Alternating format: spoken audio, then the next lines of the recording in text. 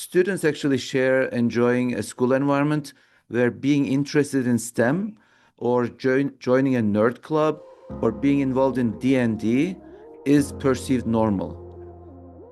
You're listening to the Bold by Choice podcast with Vashanta Harris and Jim Gunner. Real talk about charter schools, from the boardroom to the classroom, powered by the National Charter Schools Institute. Well, friends, welcome back to the Bold by Choice podcast. And this is the show where we are celebrating schools and leaders who are redefining what great education can look like. And today's episode takes us on another trip. We are headed out to Utah, to a school that has built something truly special at the intersection of STEM, diversity, and belonging. We're going to the Beehive Science and Technology Academy. Beehive's story is remarkable, Vashanta. It started almost 20 years ago, serving about 150 students in the basement of an office building. And you know the story, like Charters, it grew from those humble beginnings, and now it is a thriving full K-12 STEM community school serving nearly 880 students and growing. And not to mention, Beehive has some remarkable achievements. They've been recognized as a U.S. News and World Report Best High School for multiple years in a row. And students get access to some incredible hands-on learning. They've got engineering, AI and augmented reality courses, makerspace, and of course, those award-winning robotics teams who've been competing on state, national, and international stages. It is definitely a school where students get to build, create, and discover. And that's why it's growing. Beehive is preparing to open a second campus to serve more families in a rapidly expanding area of the community. It's a direct response to parent demand and the school's long-standing commitment to meeting students where they are.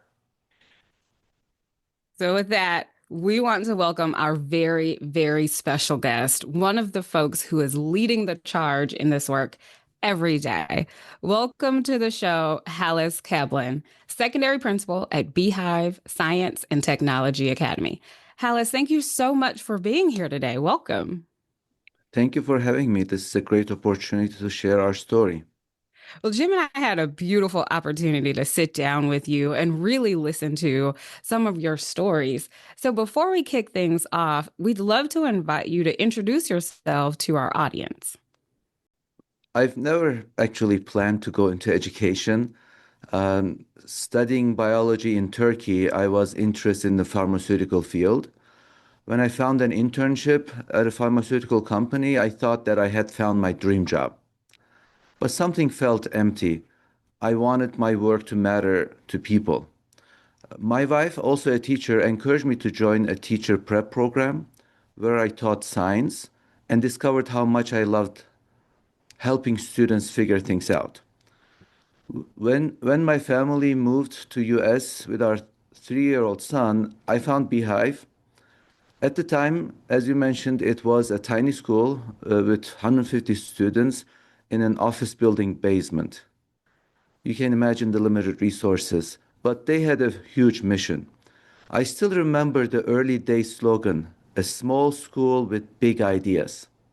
And this mission kept me here for 18 years. And today I serve as the secondary school principal, and each day I'm reminded why STEM matters so much for our diverse students. Hey, let's tell us about your personal journey. You grew up in Turkey. You were being prepared for Turkish education, and somehow you ended up leading a prospering charter school in Utah. Tell us about that journey. Yes, as I mentioned at first, I wasn't interested in the education. When I think back, I remember that I had great teachers in my scientific high school in Turkey, and I never realized I would actually follow their footsteps of dedication and care for student learning. After the teacher prep program, I started teaching science in Turkey, and we wanted to explore the international world and see what other things we can learn in the world of education. So that's what led us to Utah, and Beehive.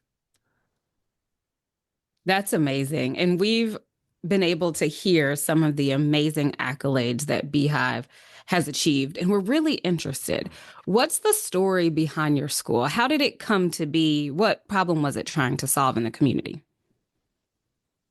Beehive was founded in 2005 by some doctoral students who believed that science and technology education was for everyone. They wanted to bring science education to immigrant populations.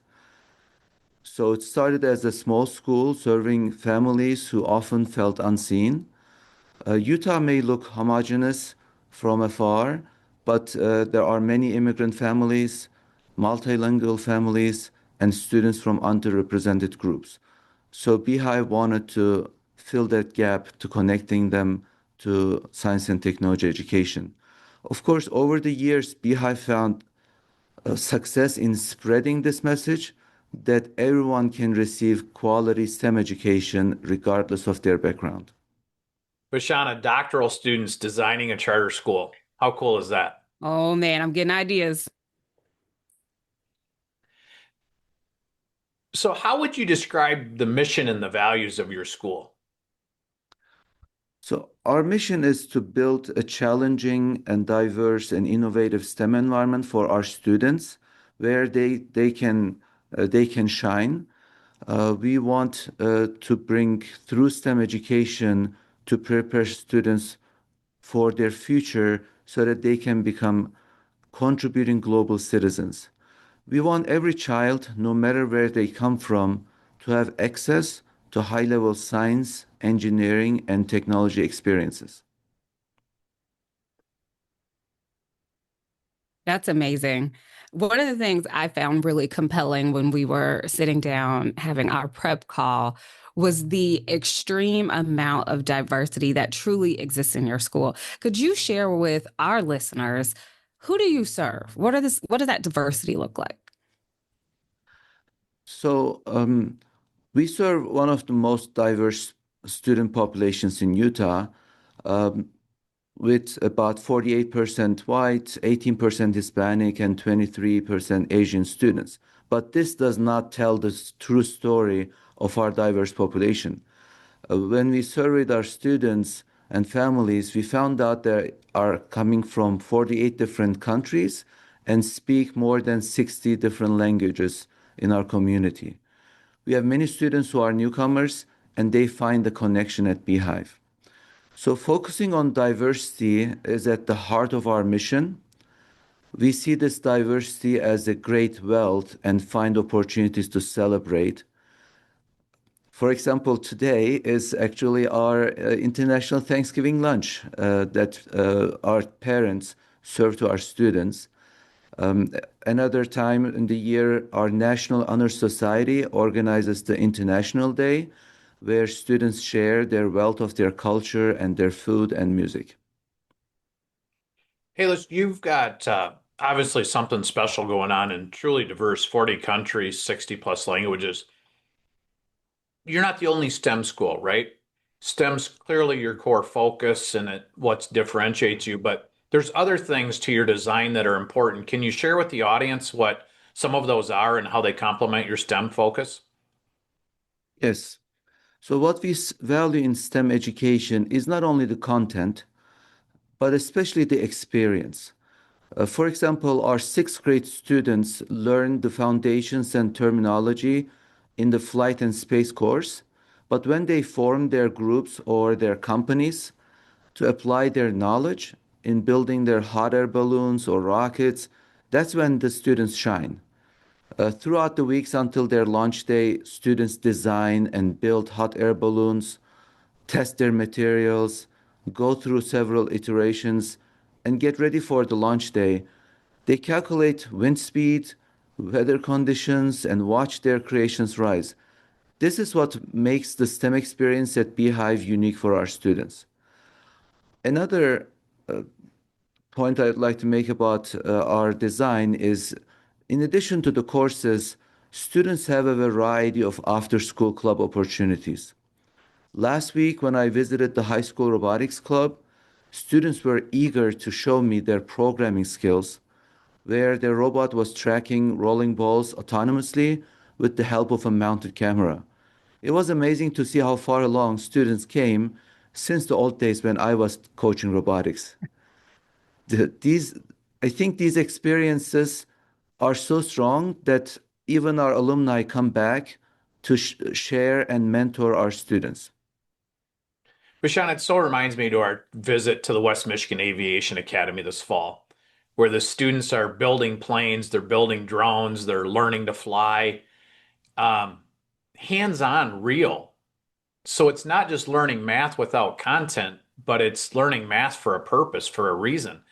And so I can just imagine the launch of the hot air balloons and the things that you're doing. Just it brings probably a joy and a love to learning. And I imagine to teaching, Halis, I was telling you, like, I am a former science teacher as well. And I can only imagine what that experience is for your teaching team.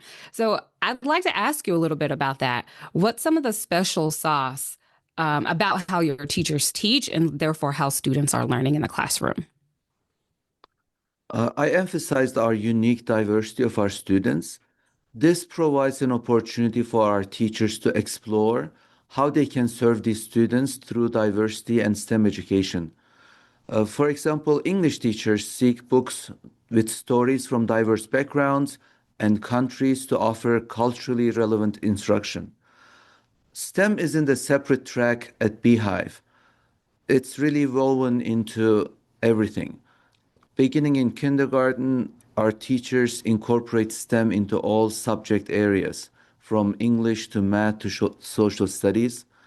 Our music teacher, for example, writes songs about scientific processes that students enjoy. Elementary classrooms integrate coding as early as kindergarten in their computer science classes. Teachers collaborate constantly to build hands-on inquiry-based learning. Our teachers practice evidence-based instruction strategies such as teacher clarity and student self-efficacy to support student learning. And your team stays with you. Tell us why do the teachers stay at the school and how does that benefit the students and the culture? We are actually celebrating our 20th year this year, and in the coming months, we are going to recognize our teachers who have been here for a long time, some as many as 20 years. Um, I think the culture is being connected to the students, learning, seeing the excitement in the students, and being able to serve these underrepresented groups, connecting them to the STEM fields, especially when our students come back after graduation, after they have achieved, gone to college or completed and are successful. When they come and share their appreciation with the teachers, that's the joy of teaching, and that's what keeps our teachers here for long times. The paycheck you can't cash. So, talk to us about the students. I'm a charter school dad, and I tell everybody Natalie loves going to school in the morning, and what a pleasure it is to have kids that want to go to school. Do the kids that come to Beehive, do they got to go or do they get to go? They definitely enjoy everything they find here at Beehive. I hear this quite often from our students that the diverse environment is something that they can't find anywhere else. And they see this as a welcoming environment where they can make friends regardless of their background, regardless um, uh, of their food choices or clothing and their interests. Students actually share enjoying a school environment where being interested in STEM or joining a nerd club or being involved in D&D is perceived normal. Fi yeah, finding like-minded friends is what keeps students interested in Beehive. You know, I don't officially have a role here in my community, but because folks know that I'm highly involved with charters, I am actually asked a lot of times from our local parents, like, how do you make this decision about which school to send your kids to? And one thing I've learned is once parents have found that school that is just clicking on all cylinders for their child, that almost becomes the marketing that you don't get to pay for, right? It kind of works out for you. So, one of the things I'm interested in is what are your parents or your caregivers saying about their experiences with Beehive? Yes, a parent told me recently that their son can't stop talking about their positive experience uh, in their school day on the way home, which tells a lot about the school. Recently, another parent shared their appreciation that their daughter started enjoying reading books because of the daily reading time that we have. Um, Probably the most interesting one is the kindergarten parents who can't stop recording their students when they demonstrate their STEM projects at the Utah STEM Expo, which is a public event. So they're sharing their projects with people they have no clue, they don't know. So that definitely keeps parents excited. Another one that I remember is a Lego Robotics parent was raving about the transformation of their son, who was very shy in sixth grade, but then became the most outgoing student on the team, explaining to everyone how amazing their robot was. So, Halis, I've got 7 kids of my own. Two of them are engineers. One of them will be an engineer come August when she graduates. But engineers think they rule the world and they like measurement. So, how Yeah. does a school like Beehive, how do you measure yourself academically, financially, operationally? We are a data-driven school. We definitely focus on improving our academic performance every year. Additionally, we look at our students' involvement in our STEM programs, such as competitive clubs or the Utah STEM Expo that we organize for many years. We also focus on engaging our parents through home visits, through field trips, parent-run clubs, and school-wide family activities. As you mentioned at the beginning, a testament to our academic success is the recognition of Beehive Academy by US News as the number one high school in Utah for 5 years in a row. I think financially, in the last couple of years since we added elementary school, we have been growing every year, expanding our student body, and we are at a point to open a second campus in the coming years.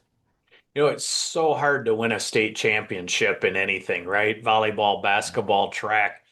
To be the state champ 5 years in a row as a school, I mean, just I want to stop and celebrate that for a minute. That is, we like to call it That's bold by amazing. choice, stewards of possibility. Like, Mhm. that's incredible. Somebody Shining got to star. be trying to knock you off. Well, I can probably think of a few schools who would race against each other, definitely. Yeah. So, we featured Harriet Ball, and one of the things about Harriet was she was a master teacher, but she said, give it all away. If somebody wanted to come learn your secret sauce, would you invite them in? Would you show them around? What would you tell them? We definitely welcome anyone from in-state, out of state. We regularly give tours or have meetings with them. We recently had some of our um, education students from a neighboring university come and have tours. We are always open to share our experience and our knowledge. We try to reach out to schools to get involved in the Utah STEM Expo that we organize. We definitely are open to expanding. Our robotics team actually um, took on organizing the state Lego Robotics Championship this year because we want to share our experience with the whole community. But Shauna, I just want to say something to the podcast nation. If your school's not rocking it and you wish you were like a school that was, go visit them. It's what makes the charter school movement special. They share, they care, Hmm. they're willing to help. And there's no reason to not go learn from the people that are winning championships. That's right. What I love about that kind of like call to action is it reminds me when I was a first year teacher and my coach was trying to relay all these concepts to me, right? And she was like, you know what? Let's just go next door. Next door to my classroom was a master teacher. And there was just something that shifted once I was able to see how she structured her lesson, how she was engaging with her kids. So there's so much power in adult learning by going and witnessing greatness. So I love that push, Jim. That's awesome. And excellence has a look and a sound and a feel. And Mhm. sometimes, and part of the reason we do the Bold by Choice podcast is we want people to hear, but sometimes you just got to go see. Yeah, it's magical. Well, Halis, I'm excited. I know you've told us that you guys have plans for expansion, but what's next for the kids, your leadership, your team? What's coming up for you guys? So for several years, we have been dreaming about expanding to more locations. And of course, our recent growth in student enrollment and success over the years encouraged us to do so. And we are working hard to make this a reality with the next campus, which will be about 30 minutes from here. And we want to start with elementary and middle school and then expand to K through 12. But I think for our students, the current year, what we're focusing on is the celebrating 20 years of Beehive Academy. We have lined up several activities where we recognize our teachers, our former teachers, our alumni, our parents, but we also do lots of activities in the school to show our students we were not just founded yesterday. We have been around for 20 years, and the success story is real. I had the privilege to be out working with Utah State Charter School Board in October, and they're the largest authorizer in Utah. They care deeply about the schools, and just want to give a shout out to that team. But take us to the finish line, Hollis. Tell us something that your students have taught you this year. Definitely. So recently, I was talking to the high school robotics team captain, and he was showing me their second robot they had designed on CAD and built within a week. So he was explaining to me how they had improved the robot to score more points. While I was listening to him with amazement, he shared their plan to build the next version in the coming months because they wanted to be a competitive team internationally. I asked why he was putting so much effort into robotics, and he said, because this is my passion. I think what I learned from him is no matter how successful we are, there's always the next step. We can always grow and improve and continue this journey. I love that story. And for anybody out there listening, being like, man, I wish our kids would just sit still and listen. Here's the secret: unleash their passions on something that they care about, and they'll learn and they'll grow and they'll do amazing things. And I think that's part of the secret of why the charter school movement is so powerful, right? It's an opportunity to help these kids discover their gifts and unleash their potential, and they can do amazing things. That's right. Well, I'm hoping we'll get an invite to the next competition. Now I'm hooked. I really want to see these kids in their next competitive moment. So hopefully you'll let us know. And if we can come, we'll check it out. Definitely, we would always welcome you whenever you're available. Thank you for the opportunity. Well, Halis, thank you for spending the time with us and for sharing the story of Beehive Science and Technology Academy. What really struck me today is how your school proves that excellence doesn't depend on perfect conditions. It depends on purpose. 40 countries, 60 languages. If anybody thinks they've got an excuse, they don't. That's tough to build culture, build team, build unity, win a championship academically 5 years in a row. Starting in a basement, small school, big vision, but thriving with a community that cares. And Vashon, I'm going to say the word again. Sounds like love in action. Love. Yeah. I totally agree, Hellis. We are so grateful that you found it not robbery to share the gift of your story and the story of some of your students and team members with us today. We are honored to have listened and sat at your tutelage and share this story with our listeners. And Podcast Nation, if you want to interact in person with leaders from the Beehive Science and Technology Academy, I want you to go to the Diverse Charter School Coalition Conference. It's this February in Washington, D.C., and you're going to meet schools like Halis and others that are knocking it out of the park for kids. So be there, and Vashant and I will be there to say hi as well. And to our listeners, if today's conversation inspired you, we encourage you to share it with another educator, a parent, a leader, or just a friend, someone who believes in curiosity, building up community, and the possibilities that are all ahead for our students.